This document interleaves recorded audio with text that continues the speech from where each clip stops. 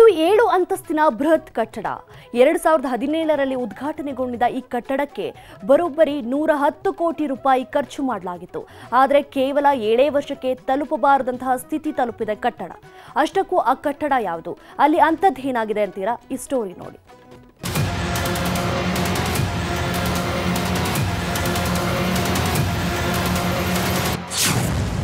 ಬಾವಿ ಮೇಲೆ ಅವೈಜ್ಞಾನಿಕವಾಗಿ ಕಟ್ಟಡ ನಿರ್ಮಾಣ.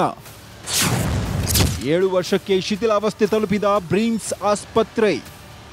ಬೀದರ್ ನಗರದ ಹೃದಯ ಭಾಗದಲ್ಲಿ ನಿರ್ಮಿಸಲಾಗಿರುವ ಬ್ರಿಮ್ಸ್ ಆಸ್ಪತ್ರೆಗೆ ಜಲಕಂಟಕ ಶುರುವಾಗಿದೆ. ಪುರಾತನ ಬಾವಿಯ ಮೇಲೆ ಅವೈಜ್ಞಾನಿಕವಾಗಿ ಕಟ್ಟಡ ನಿರ್ಮಿಸಲಾಗಿದ್ದು, ಮಳೆಗಾಲ ಬಂತು ಅಂದ್ರೆ ಸಾಕು ನೆಲ ಮಾಡಿ ಸ್ವಿಮ್ಮಿಂಗ್ ಪೂಲ್ ಆಗಿ ಮಾರ್ಪಾಡಾಗುತ್ತೆ.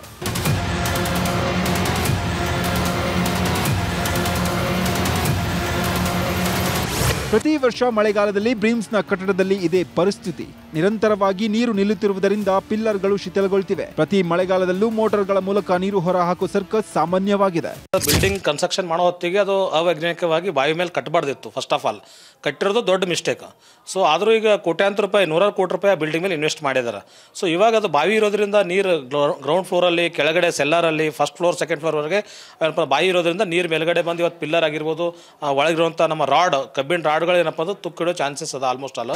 ರಾಜ್ಯ ಸರ್ಕಾರ 2014ರಲ್ಲಿ 110 ಕೋಟಿ ವೆಚ್ಚದಲ್ಲಿ 7 ಅಂತಸ್ತಿನ ಬ್ರಿಮ್ಸ್ ಆಸ್ಪತ್ರೆ ಕಾಮಗಾರಿಯನ್ನ ಆರಂಭಿಸಿತ್ತು.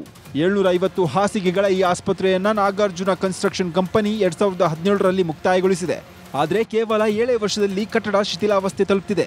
ಸಮಸ್ಯೆ ಬಗೆಹರಿಸೋಕೆ ಚೆನ್ನೈ, ಮುಂಬೈನಿಂದ ತಜ್ಞ ಇಂಜಿನಿಯರ್ಗಳು ಹೋದ್ರೂ ಸಮಸ್ಯೆಗೆ ಮಾತ್ರ ಪರಿಹಾರ ಸಿಗ್ತಿಲ್ಲ.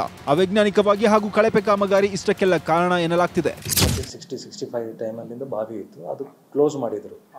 ಆಮೇಲೆ ಅದು ಕಟ್ಟಡ ಎಲ್ಲ ಸ್ಟಾರ್ಟ್ ಆಗಿತ್ತು. ಬಟ್ ಈ ಗ್ರೌಂಡ್ ವಾಟರ್ ಎಲ್ಲ ಇನ್ಕ್ರೀಸ್ ಆಗಿದ ಮೇಲೆ ಮಳೆಗಾಲದಲ್ಲಿ ಅಲ್ಲಿ ನೀರು ಬಬಲ್ಸ್ ಅಂತಾರಲ್ಲ, ಜರ್ಪಿ ಅಂತ ಏನು ಅಂತಾರಲ್ಲ, ಅದರಲ್ಲಿ ನೀರು ಬರೋಕ್ಕೆ ಸ್ಟಾರ್ಟ್ ಆಗ್ತಿತ್ತು. ಅದು ಸುಮಾರು 2017ಇಂದ ಇದೆ ಪ್ರಾಬ್ಲಮ್ ಇದೆ ಇದು. ಆ ಟೈಮಲ್ಲಿ ನಾವು 3-4 ತಿಂಗಳಲ್ಲಿ ಮೋಟರ್ ಮುಖಾಂತರ ಪಂಪಿಂಗ್ ಮಾಡಿ ನೀರು ಹೊರಗಡೆ ಹಾಕ್ತೀವಿ. ಬೃಹತ್ ಕಟ್ಟಡಕ್ಕೆ ಅಧಿಕಾರಿಗಳ ಬೇಜವಾಬ್ದಾರಿಯಿಂದ ಕುಸಿಯುವ ಭೀತಿ ಎದುರಾಗಿದೆ. ಕಟ್ಟಡದ ಅಡಿಪಾಯಕ್ಕೆ ಹಾನಿಯಾಗುವ ಮೊದಲು ಎಚ್ಚೆತ್ತುಕೊಂಡು ಶಾಶ್ವತ ಪರಿಹಾರ ಕಂಡುಕೊಳ್ಳಬೇಕಿದೆ. ದುರಗಪ್ಪ ಹೊಸಮನಿ, ನ್ಯೂಸ್ 18, ಬೀದರ್. ಅದು 7 ಅಂತಸ್ತಿನ ಬೃಹತ್ ಕಟ್ಟಡ. 2017ರಲ್ಲಿ ಉದ್ಘಾಟನೆಗೊಂಡಿದ್ದ ಈ ಕಟ್ಟಡಕ್ಕೆ ಬರೋಬ್ಬರಿ 110 ಕೋಟಿ ರೂಪಾಯಿ ಖರ್ಚು ಮಾಡಲಾಗಿತ್ತು. ಆದರೆ ಕೇವಲ 7 ವರ್ಷಕ್ಕೆ ತಲುಪಬಾರದಂತಹ ಸ್ಥಿತಿ ತಲುಪಿದೆ ಕಟ್ಟಡ. ಅಷ್ಟಕ್ಕೂ ಆ ಕಟ್ಟಡ ಯಾವುದು, ಅಲ್ಲಿ ಅಂಥದ್ದೇನಾಗಿದೆ ಅಂತೀರಾ? ಈ ಸ್ಟೋರಿ ನೋಡಿ.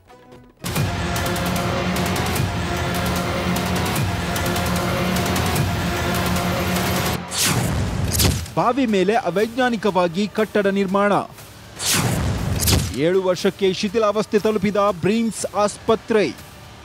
ಬೀದರ್ ನಗರದ ಹೃದಯ ಭಾಗದಲ್ಲಿ ನಿರ್ಮಿಸಲಾಗಿರುವ ಬ್ರಿಮ್ಸ್ ಆಸ್ಪತ್ರೆಗೆ ಜಲಕಂಟಕ ಶುರುವಾಗಿದೆ. ಪುರಾತನ ಬಾವಿಯ ಮೇಲೆ ಅವೈಜ್ಞಾನಿಕವಾಗಿ ಕಟ್ಟಡ ನಿರ್ಮಿಸಲಾಗಿದ್ದು, ಮಳೆಗಾಲ ಬಂತು ಅಂದ್ರೆ ಸಾಕು ನೆಲ ಮಾಡಿ ಸ್ವಿಮ್ಮಿಂಗ್ ಪೂಲ್ ಆಗಿ ಮಾರ್ಪಾಡಾಗುತ್ತೆ.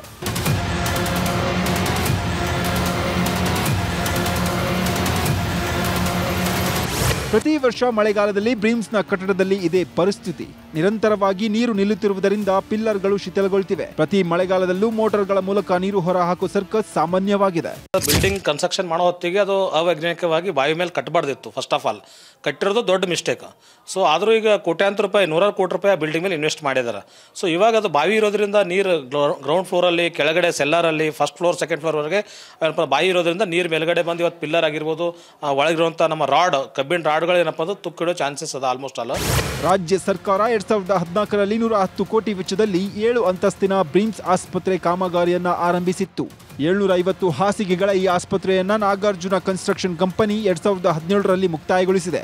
ಆದರೆ ಕೇವಲ 7 ವರ್ಷದಲ್ಲಿ ಕಟ್ಟಡ ಶಿಥಿಲಾವಸ್ಥೆ ತಲುಪಿದೆ. ಸಮಸ್ಯೆ ಬಗೆಹರಿಸೋಕೆ ಚೆನ್ನೈ, ಮುಂಬೈನಿಂದ ತಜ್ಞ ಇಂಜಿನಿಯರ್ಗಳು ಹೋದ್ರೂ ಸಮಸ್ಯೆಗೆ ಮಾತ್ರ ಪರಿಹಾರ ಸಿಗ್ತಿಲ್ಲ.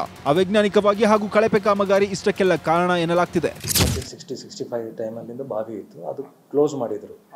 ಆಮೇಲೆ ಅದು ಕಟ್ಟಡ ಎಲ್ಲ ಸ್ಟಾರ್ಟ್ ಆಗಿತ್ತು.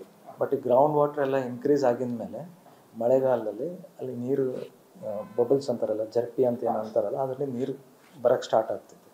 ಅದು ಸುಮಾರು 2017ಇಂದ ಇದೆ ಪ್ರಾಬ್ಲಮ್ ಇದೆ ಇದು.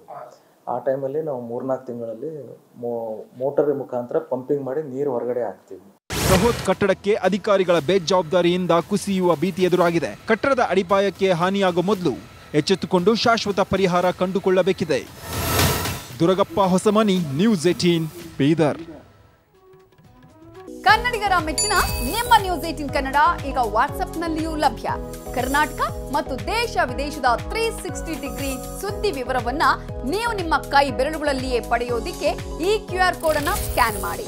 ನಮ್ಮ ಚಾನೆಲ್ ಅನ್ನು ಫಾಲೋ ಮಾಡಿ, ನೋಟಿಫಿಕೇಶನ್ ಆನ್ ಮಾಡಿ.